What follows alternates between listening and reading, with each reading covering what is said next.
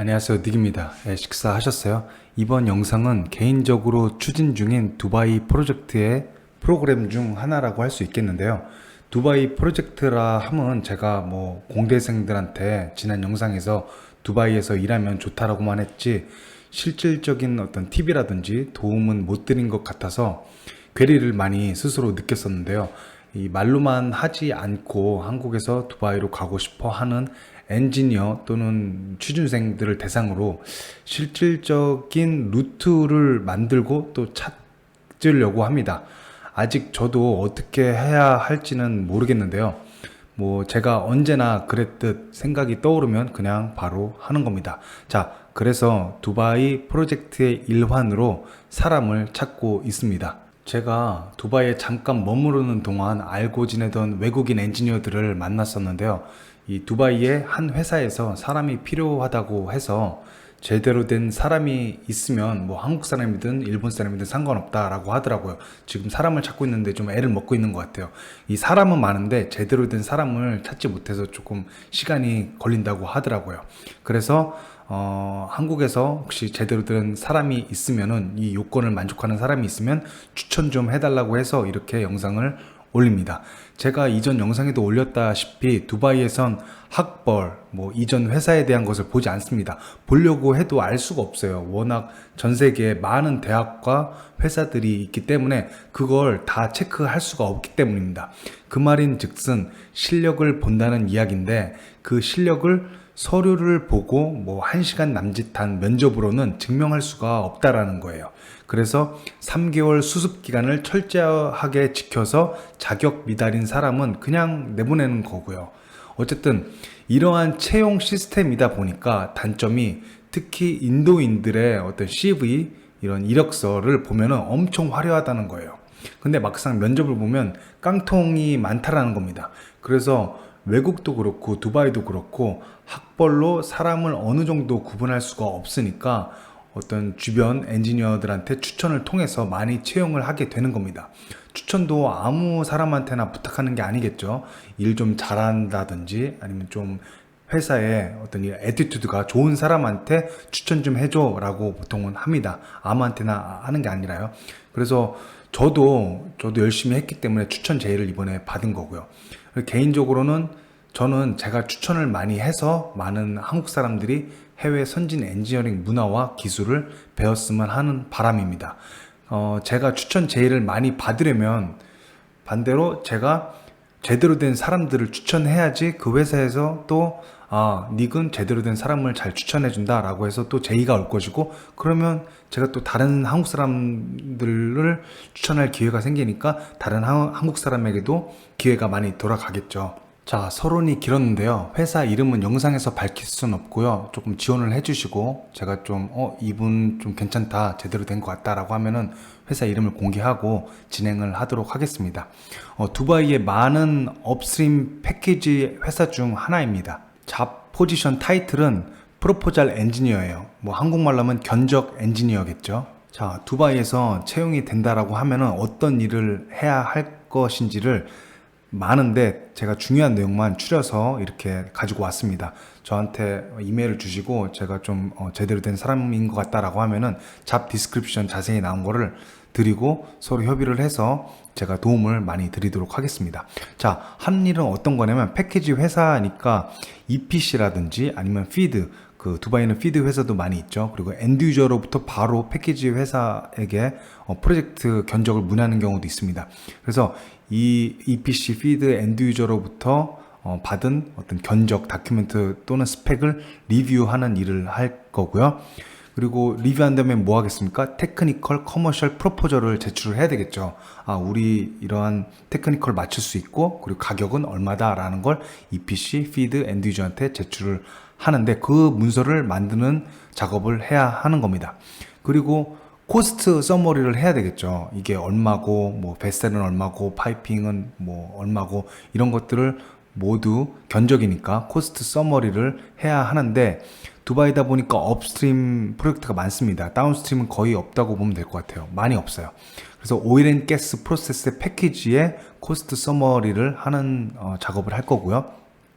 또 우리가 코스트를 서머리를 하려면은 우리 서브 벤더 있지 않습니까? 뭐 펌프, 단품만 제공하는 그런 벤더들과 컨택을 해가지고 인쿼리를 만들어서 그 벤더로부터 오퍼를 받아야 되겠죠. 그 펌프 벤더로부터 예를 들자면 그 펌프의 테크니컬 커머셜 프로포절을 받아서 그걸 다시 리뷰하고 스펙대로 했는지 그러한 작업을 하게 되는 겁니다. 그래서 리뷰 벤더들한테 받은 오퍼들을 가격은 제대로 반영이 됐는지 또 스펙은 제대로 반영이 됐는지를 리뷰하는 역할을 하는 거고요. 또 우리 패키지 P&ID를 기본으로 해서 BOM, 뭐 파이핑, 비로 오브 머티리얼 있죠. 뭐 피팅률은 얼마나 들어가고 파이프는 몇 인치짜리 몇 미터 들어가고 그런 것들을 다 제너레이트 해야 되겠죠. 그리고 레이아웃 드로잉을 보고 그런 산출을 하는 겁니다. 얼마나 물량이 될지를. 그래서 요 BOM 가지고 또 코스트를 산출을 해야 되겠죠. 다음 3D 모델을 좀 할 수 있어야 될 것 같아요. 필요하다면. 왜냐면 조금 기존에 있는 뭐 그 3D 모델이 많이 있겠지만 조금 사이즈가 좀 많이 다르다든지 아니면 기술이 좀 다르다든지 아니면 레이아웃이 좀 다를 경우에는 이 BOM을 산출하기 위해서 대략적인 3D 모델링을 어느 정도 할 수 있어야 돼요. 왜냐면 이 기간에 EPC라든지 피드라든지 엔드 유저에서 너네 3D 모델 있잖아요. 그 GAD 전체적인 패키지의 사이즈라든지 이걸 요청하는 경우가 있어요. 왜냐면 오프쇼 같은 경우에는 이 스페이스가 굉장히 중요하기 때문에 견적 단계에서 그거를 요청하는 경우도 많이 있습니다. 그럼 어떻게 돼요? 이런 것도 스스로 좀 할 수 있어야 한다라는 겁니다. 그냥 뭐 견적이라고 해가지고 돈만 다루는 게 아니에요. 진짜 엔지니어인 겁니다. 그리고 당연히 그 클라이언트가 TV를 보내겠죠. 이런 거 맞춰라. 그런 거를 작성을 하고 우리는 이러한 너네가 원하는 이러한 스펙을 맞출 수 있어. 아니면 데비에이션이 있으면 데비에이션에 대한 거를 거기다 써 놓고요. 또 클라이언트가 질문할 수도 있겠죠. 너네 이런 걸 맞출 수 있어? 이런 기술은 어때? 그런 거에 대한 대답도 할 수 있어야 되겠죠. 그냥 엔지니어인 겁니다. 이 한국에서 그냥 견적 엔지니어 하면은 굉장히 세분화가 됐거든요. 그래서 코스트만 하는 사람, 견적팀에서도 프로세스만 하는 사람, 견적팀에서 또 파이핑만 하는 사람. 근데 지금 이 잡은 패키지이기 때문에 거의 다 두루두루 할 수 있어야 된다라는 소리예요. 자, 미니멈 익스피어런스는 회사에서 요구하는 거는 미니멈 5년을 요구하고 있어요. 5년 이상 된 사람을 요구하고 있고 오일 앤 가스 인더스트리라든지 업스트림, 다운스트림에서 일해본 경험이 있는 엔지니어를 원하는데 저는 솔직히 말해서 이런 시간은 그렇게 크게 중요하다고 생각을 안 해요. 왜냐면 정말 뛰어난 엔지니어는 뭐 3년만 해도 뭐 10년 한 사람보다 멍청하게 회사만 왔다 갔다 한 사람보다 뛰어날 수도 있거든요. 어쨌든 뭐 제가 보기엔 뭐 조금 이거보다 떨어지는 3년이 됐든 4년이 됐든지 간에 이 여기서 원하는 이 업무를 수행할 수 있는 사람이라면 제가 얘기를 해보고 추천을 하도록 하겠습니다. 자, 다음은 자격 사항인데요. 자격 사항도 조금 많이 있긴 한데 제가 메인적인 주요된 자격 사항만 가지고 왔어요. 뭐 여기는 토익 몇 점 이상 이런 거 없습니다. 그냥 기계공학 전공이어야 하고요. 그리고 오일 앤 가스, 업스트림, 될 수 있으면 업스트림 쪽 프로세스 패키지, 이퀴먼트, 뭐 베셀이라든지 히트 익스체인저 쪽에 익스피리언스가 있는 사람이고요. 그리고 요 5가지는 무조건 있어야 됩니다. 뭐냐면 파이핑 스페시피케이션을 좀 아는 사람, PMS를 리뷰하고 그것이 어떻게 코스트에 영향을 미치는지를 아는 사람이 필요하다는 거예요. 그리고 그걸 통해서 3D 모델을 할 수 있겠죠. 그래서 제가 보기에는 파이핑 엔지니어 백그라운드 있는 사람이 조금 유리하지 않을까 생각을 합니다. 그리고 파이핑에 대한 스트레스 어널리시스라든 경험이 있고 파이핑 서포트에 대한 어떤 지식이 있고 그리고 파이핑 아이템들 있잖아요. 스페셜 아이템들 뭐 스트레이너라든지 또 밸브, 뭐 볼 밸브, 게이트 밸브 이런 것들 그리고 MTO를 어떤 경험이 있는 사람들을 되게 자격 요건이에요. 그러니까 요 경험은 무조건 있어야 됩니다. 그리고 이 파이핑뿐만 아니라 다른 부서에도 어떤 그 지식이 있어야 된다는 거예요. 예를 들면 그 스태틱, 베셀이라든지 로테이팅, 뭐 컴프레서가 됐든 펌프가 됐든 그리고 ENI 그리고 스트럭처에 대한 뭐 딥한 지식은 아니더라도 제너럴한 지식은 있어야 된다는 겁니다. 당연히 여기는 적지 않았는데 프로세스는 기본으로 알아야 되겠죠. 어쨌든 견적 한국에서 아마 EPC에 계신 분들은 여기에 적합하지 않을 수도 있어요. 왜냐면 EPC는 굉장히 세분화되어 있거든요. 그래서 파이핑만 한 사람은 파이핑만 하고, 파이핑 중에서도 디자인만 한 사람, 뭐 MTO만 한 사람 이렇게 나눠져 있기 때문에, 근데 해외에서는 보통 두루두루 그 널리지를 다 가지고 있는 사람을 원합니다. 그렇기 때문에 EPC에 있는 사람은 아마 자격 요건이 안 될 수도 있어요. 보통 보면은 한국에서도 패키지에서 일했던 사람들이라든지 아니면 두루두루 이 일도 해보고 파이핑 일도 해보고 뭐 베셀 일도 해보고 펌프 일도 해보고 여러 가지 일도 해보고 그리고 코스트에 대한 감각이 있으신 분들이 좀 이 직무에 잘 맞을 것 같다라는 생각을 개인적으로 해봅니다. 그리고 3D 모델, PDMS를 통한 이러한 널리지가 좀 있어야 될 것 같아요. 왜냐면 견적을 하는 데 있어서 파이핑 비로브 머티리얼은 굉장히 중요하거든요. 근데 그거를 매번 파이핑 엔지니어한테 맡길 거예요? 열심히 수행하고 있는 사람한테 파이핑 엔지니어한테 맡길 거예요? 그러려면은 왜 이렇게 못 찾습니까? 힘들게 찾습니까? 아무나 EPC에서 데리고 오면 되죠. 아니면 제가 가면 되죠. 왜? 나는 그냥 토스만 하면 되는데요. 파이핑이 필요해? 그럼 파이핑 엔지니어한테 하고. 근데 이것들이 EPC에서 행해지고 있다는 거죠. 분화가 돼 있으니까 이거 내 일 아니야. 해줘. 이렇게 하는 거죠. 근데 여기서는 자기가 다 해야 돼요. 예? 뭐 도와줄 파이핑 엔지니어가 없습니다. 자기가 견적이 필요하면은 3D 모델이라든지 아니면 스케치로 해가지고 대충 견적 뽑아서 할 수 있어야 되고, 또 베셀이라든지 히트 익스체인저에 대한 그 가격을 좀 얻어야 돼. 그러면 베셀 엔지니어가 도와주는 사람이 없습니다. 그럼 자기가 해야 되는 겁니다. 베셀 뭐 thickness도 구하는 방법을 알아야 되고요. 다 제가 영상에 다 설명드렸습니다. 베셀 thickness는 어떻게 구하고 뭐 이런 것도 두루두루 알아야 된다는 거예요. 그리고 ENI에 대한 것도 알아야 되고, 뭐 케이블이 뭐 벌크로 얼마나 필요한지. 근데 이제 코스트에 대한 거는 이 회사에 가면은 데이터베이스가 많이 있기 때문에 그거를 다 배울 수 있지만, 이런 전반적인 그 엔지니어링이 어떻게 돌아가고, 그리고 다른 부서에서 어떻게 일을 하고, 그리고 다른 부서의 어떤 스펙이 코스트에 어떻게 영향을 미치는지 두루두루 알고 있어야 된다는 거예요. 그래서 EPC보다는 좀 패키지 벤더에서 일하신 분이 이 포지션에 잘 맞을 것 같다, 중소기업에서 일하신 분이 잘 맞을 것 같다라는 생각을 하고요. 이 다섯 번째는 뭐 요거는 기본이죠. 아스메 B31.3 프로세스 파이핑 코드는 무조건 알아야 되고, API 디자인 스탠다드에 대해서도 알아야 되고, 특히나 미들 이스트 클라이언트, 해외 클라이언트의 스페시피케이션에 좀 많이 접한 사람이 유리하다라는 거예요. 한국 프로젝트 한 사람은 필요가 없습니다. 해외 프로젝트가 필요해요. 특히나 미들 이스트면은 좋다 이겁니다. KOC라든지 사우디 아람코, 아드마, 아드노, 아드코, 테크닙 이러한 프로젝트를 경험한 사람이 유리할 수 있다라는 겁니다. 자, 월급은 제가 물어보니까 12K에서 18K DRM 정도 된다고 해요. 그래서 요거는 왜 그러냐 하니까는 그 사람의 어떤 능력에 따라서 이게 책정이 될 거다라고 하더라고요. 왜냐면 너무 사람을 찾는데 좀 어려움을 겪고 있어서 애티튜드만 되면은 좋다라고 하더라고요. 만약에 이 사람이 좀 실력이 아니라 경험이 좀 부족해도 애티튜드만 되면은 조금 낮은 가격이라도 우리가 가르치면서 성장에 시켜서 같이 일을 하겠다라고 하더라고요. 물론 이제 조금 많이 여기에 부합하는 사람이 오면은 요 정도 18K는 줄 거다라고 하더라고요. 그래서 한국으로 따지면 12K는 430만 원 정도 되고요. 그리고 18K는 640만 원 정도 됩니다. 그래서 한 달에 요 월급을 받을 수 있을 것 같아요. 그래서 제가 보기에는 모르겠습니다. 대기업 직원 중에 5년차, 대리 뭐 1년차 중에 430만 원, 이거 실수령입니다. 대리 1년차가 430만 원 정도 받으시는 분들은 뭐 이 잡에 그렇게 큰 흥미를 느끼지 못할 것 같아요. 그래서 제가 말씀드리는 거는 중소기업에 있는 분들 있잖아요. 중소기업에 있는 분들은 아마 여기를 지원을 하면은 자기 연봉을 정말 드라마틱하게 바뀔 수 있는 좋은 기회라고 생각을 합니다. 물론 여기 가서 처음부터 나는 640만 원 받을 거야, 아니 한국에서는 640만 원 못 받고 대기업도 못 가고 중소기업에서 일하면서 무조건 두바이 가면은 억대 연봉 받을 거라고 생각하는 것 자체가 그거는 욕심이라고 생각을 해요.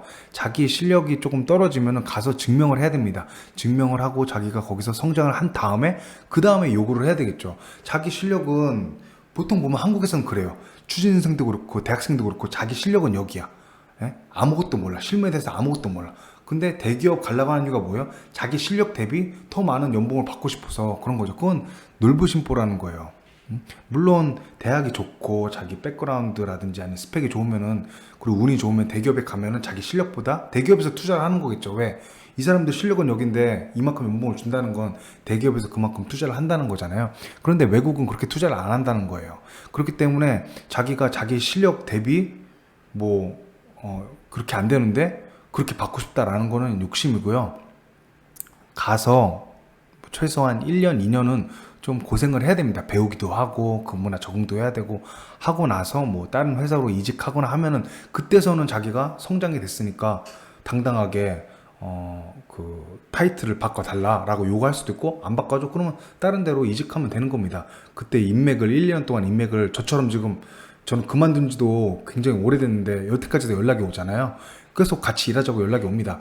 그렇기 때문에 자기가 성장을 하면은 이직하기는 쉬워요. 그래서 한 1년, 뭐 2년 동안은 이 430만 원이 조금이라고 생각을 하더라도 지원을 해서 조금 더 자기 성장을 한다면 연봉을 높일 수 있을 거다. 단시간 내에, 한국에서 일하는 것보다 단시간 내에 두바이에서는 연봉 이상을 이룰 수 있을 거라고 저는 확신을 합니다. 자, 간단하게 그러면 생활비에 대해서 말을 하면은 일단 월세를 살아야 되겠죠. 월세도 저도 이제 갔을 때는 여러 방이 있는 중에 쉐어를 했어요. 좀 돈을 아끼려고. 그래서 한 달에 뭐 30만 원? 그래서 조그만 원룸이라든지 그런 거를 얻으면은 한 달에 한 뭐 40에서 50 정도면은 월세로 나갈 수 있을 것 같아요. 그러다가 뭐 핸드폰비, 뭐 인터넷비 하면은 한 50에서 60?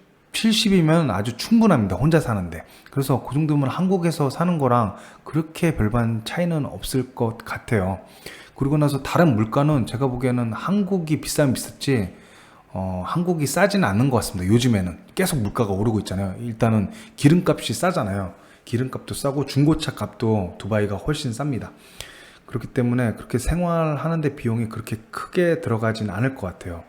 그래서 430만 원 가장 적게 받는다고 해도 한 달 생활비, 그냥 나가는 비 있잖아요. 월세랑 뭐 해서 하는 게 제가 보기에는 식대까지 해서 100만 원 정도 나오려나요? 예. 그래서 그런 거 빼면은 자기 진짜 그 다 빼면은 300만 원 정도는 자기가 저축할 수 있지 않을까. 예, 그렇게 생각을 합니다. 130만 원은 자기 뭐 생활비로 쓰고 한 300만 원은 충분히 저축할 수 있지 않을까, 그렇게 생각을 합니다. 자, 이거 보시고 관심이 있으신 분들은 저에게 이메일 보내주시면 제가 적합한 사람인 것 같다라고 판단이 되면 연락을 드리도록 하겠습니다. 그리고 한 가지 말씀을 안 드린 게 있는데, 당연히 영어 스피킹 그리고 리스닝 스킬은 필수겠죠. 여기는 한국 사람이 한 명도 없는 회사입니다. 그래서 이건 말 안 들어도 당연히 필수고요. 뭐 토익 900이 됐건 뭐 토익 스피킹이 만점이건 다 상관없습니다. 자기가 일하는 분야, 파이핑은 파이핑, 프로세스는 프로세스, 두루두루 해서 용어를 다 알아야 되겠죠. 거기서 커뮤니케이션 할 수 있는 스킬이 있는 사람을 지원해 주셨으면 좋겠고요. 그리고 부탁을 드리는데 찔러보기 식으로 이메일 주지 말았으면 합니다. 제가 헤드헌터가 아니기 때문에 그런 이메일까지 볼 시간이 없습니다. 예를 들면 저 무슨 물리학과 나왔는데 여기 될까요? 아니면 저 파이핑에 대해서 하나도 모르는데 열심히 할 수 있습니다. 될까요? 그런 거는 제발 이거 보시고 보내지 말아 주셨으면 하고요. 그래서 다시 무조건 있어야 되는 거는 파이핑에 대한 지식은 무조건 있어야 합니다.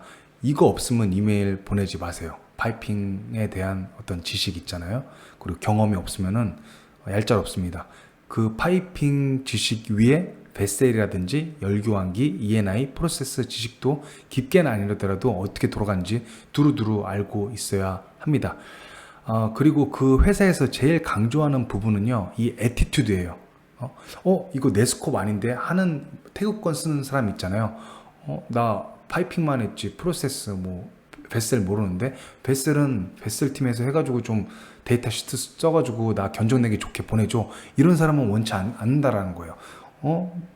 베셀 엔지니어가 바빠요 지금 수행으로. 그럼 자기가 써서 티크니스 구하고 아니면 어떤 스펙 같은 거 리뷰할 수 있을 정도가 돼야 된다라는 겁니다.